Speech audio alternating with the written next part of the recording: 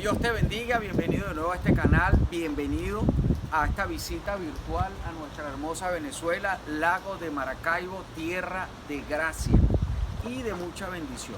Hoy quiero compartir contigo un mensaje que he titulado Uso y abuso de la autoridad en una iglesia malcriada.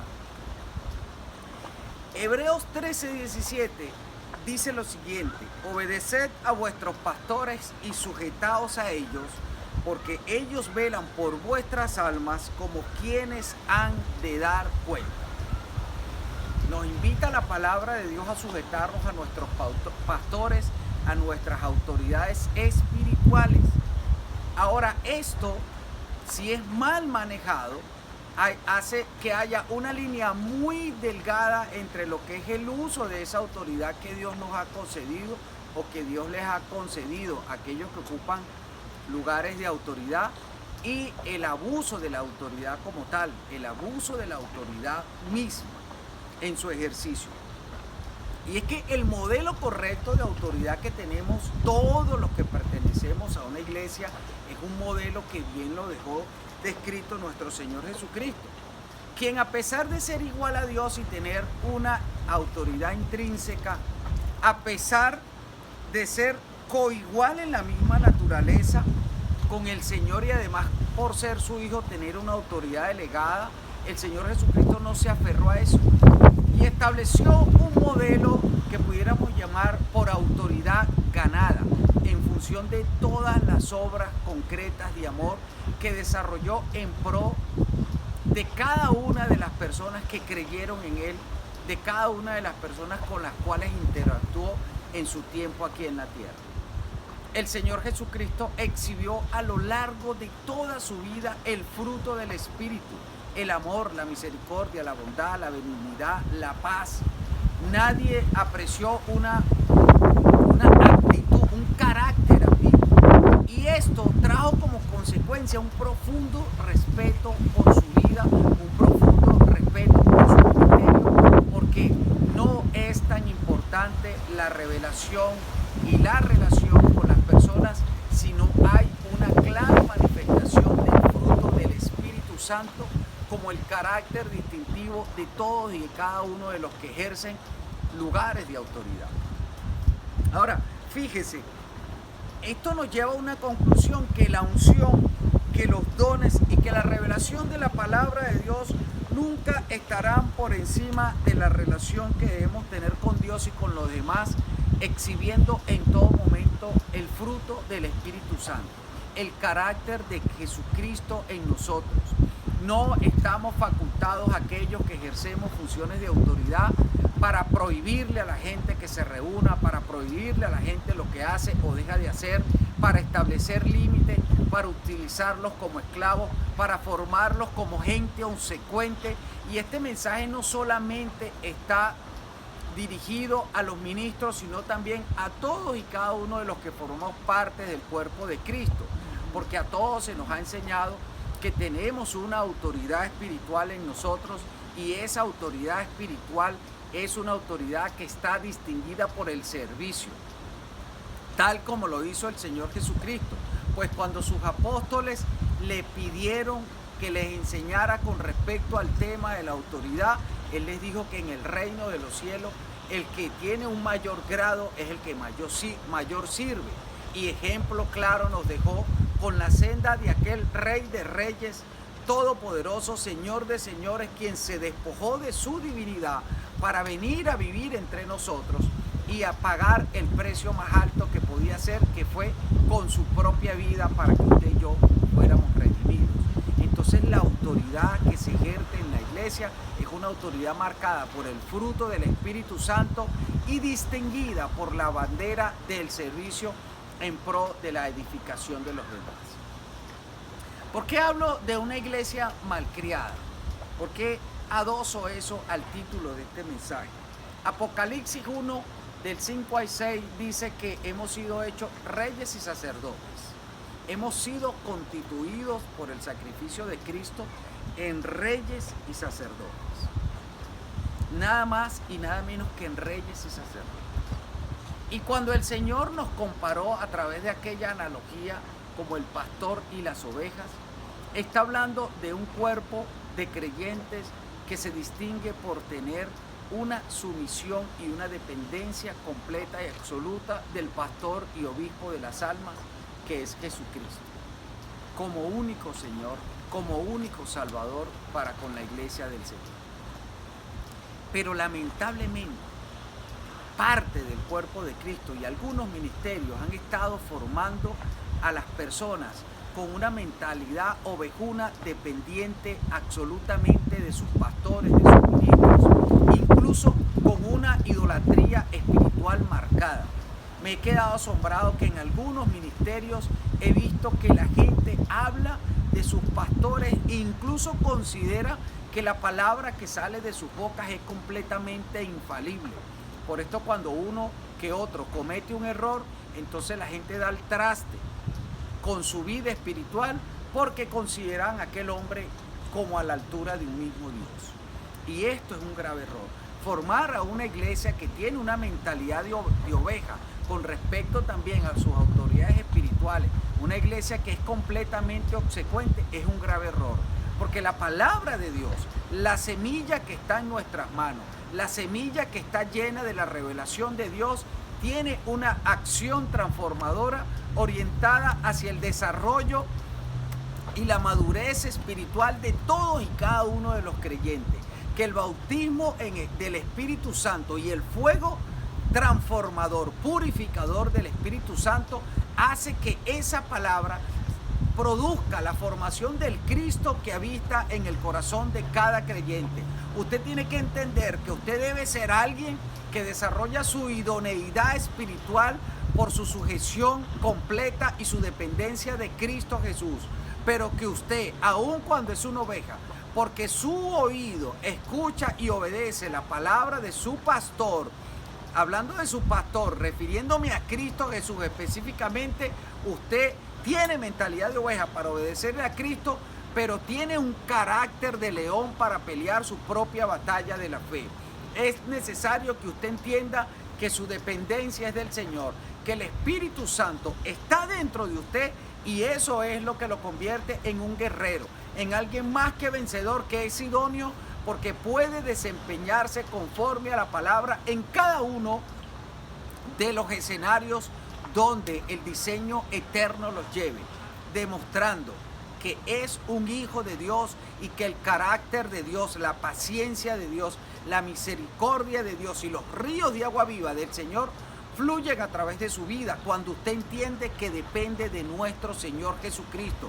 Cuando usted no es un creyente que tiene que llamar a su pastor para todo, que tienen que orar por él, que depende de que le pongan las manos, que depende de que le echen aceite, que depende de que alguien le diga así te dice el Señor, sino que usted entiende que todo lo que hace con su Padre en secreto, su Padre lo recompensa en público y usted se convierte en una persona que más que depender de un pastor, de un ministro, de una iglesia, depende del Dios vivo y depende de la intimidad que usted aprende a desarrollar en ese secreto, en ese tiempo a solas con el Señor, en lo más profundo de sus pensamientos, donde usted no puede engañar a nadie y entiende cómo hay un fluir, cómo hay una relación íntima, profunda y personal con Dios que hace que cada día ese Cristo que está siendo formado en usted manifieste a su alrededor la idoneidad que usted trae de la eternidad porque el Espíritu Santo ahora mora en su corazón.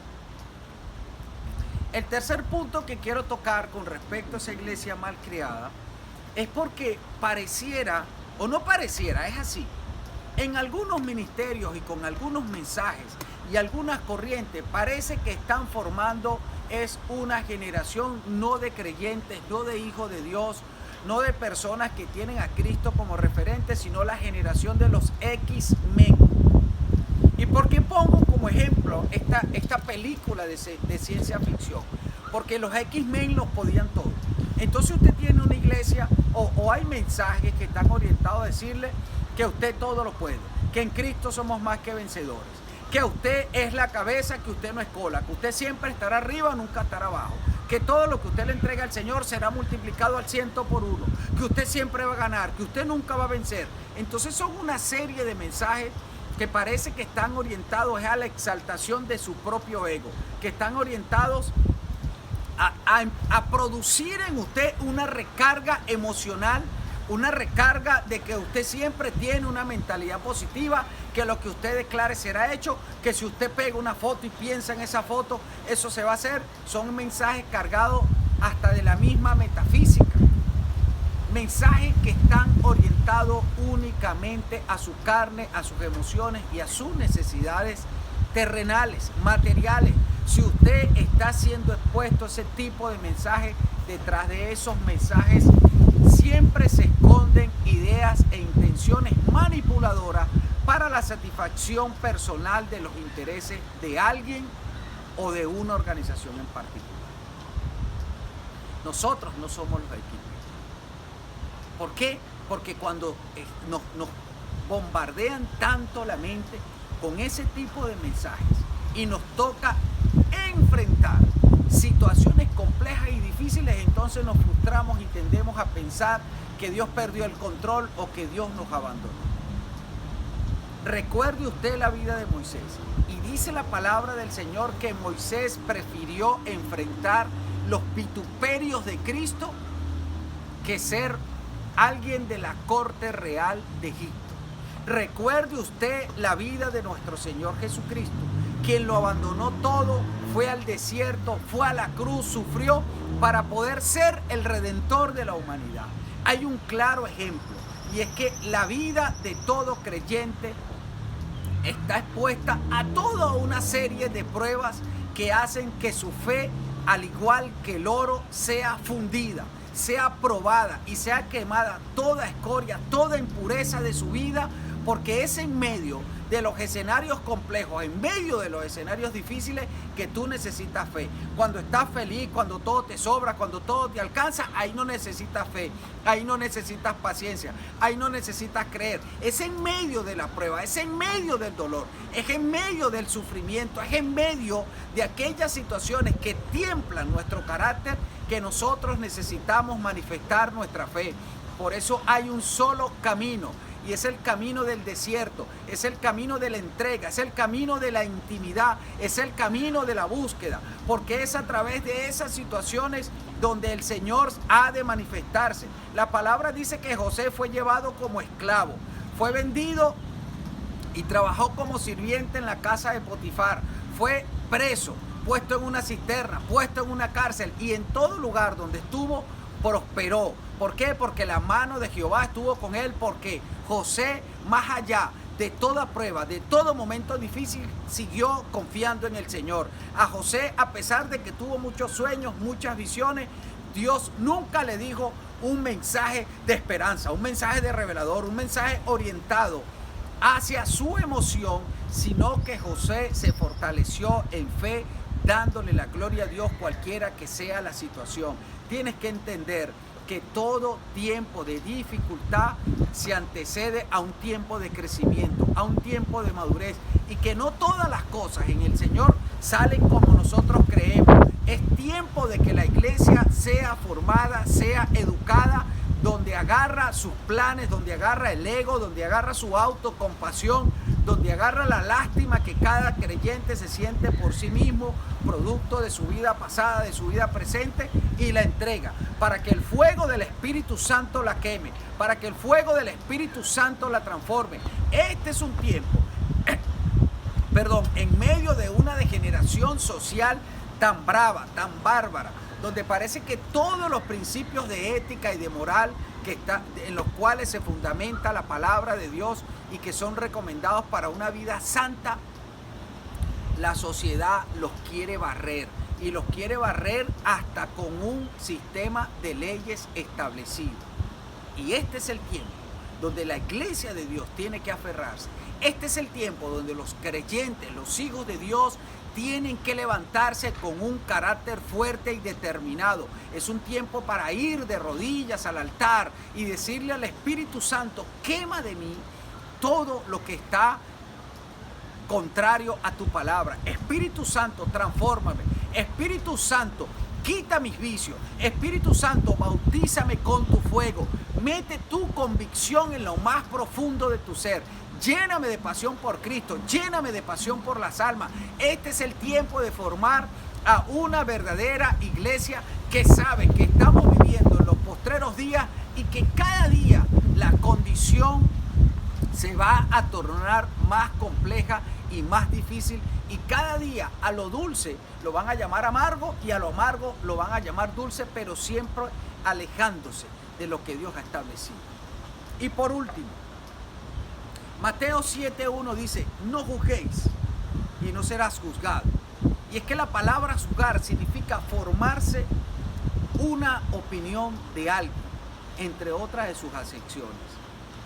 Amados hermanos, muchos ministerios vivimos formándonos una propia opinión de lo que Dios considera sus hijos. Muchos ministerios quieren formar un estereotipo de su creyente porque según ellos tienen una visión. Y pareciera que se nos olvida que aquí la única visión válida es la del Señor. Y que el reino de los cielos está formado por muchas, pero muchas personalidades diferentes que fueron diseñadas en la eternidad, pero redimidas por un mismo Dios. Y que no somos nosotros quienes debemos juzgar a X o Y persona porque no se ajusta al estereotipo y al modelo que nosotros tenemos en la cabeza, que es un hijo de Dios. Y que usted forma parte de ese cuerpo de Cristo y que tal vez ni siquiera su esposa o su esposo se deben parecer a usted ministerialmente. Que lo importante es que cada uno de nosotros desarrolle una relación íntima y personal con Dios. En el reino de los cielos no hay religiones. En el reino de los cielos no hay denominaciones. Cuando estemos frente al tribunal de Cristo, para que cada uno de nosotros rinda cuentas, no vamos a ver un cuerpo de Cristo como que fuera una fotocopia, un estereotipo, un biotipo espiritual de personas que todas son iguales. Vamos a encontrarnos con muchas personas diferentes, pero con personas que entendieron que hay un tribunal de Cristo delante del cual un buen día todos tendremos que rendir cuenta. Los que tenían mucho, los que tenían poco, los que eran pobres, los que tenían abundancia, los que no tenían nada. Todos vamos a estar frente al tribunal del Señor. Pero el reino de los cielos no es una fotocopia, no se producen cristianos en serie, sino que cada uno de nosotros no debemos estarnos comparando con nadie, no podemos estar juzgando a otros, sino que tenemos que entender que somos entes individuales, que debemos cada día entablar una más profunda y sincera relación personal con nuestro Dios, con Jesucristo, nuestro Señor y Salvador. Que Dios te bendiga mucho y que este mensaje edifique tu vida de manera tal que permita que sigas creciendo y volviéndote más idóneo espiritualmente para ti y para los tuyos, en el nombre de Jesús.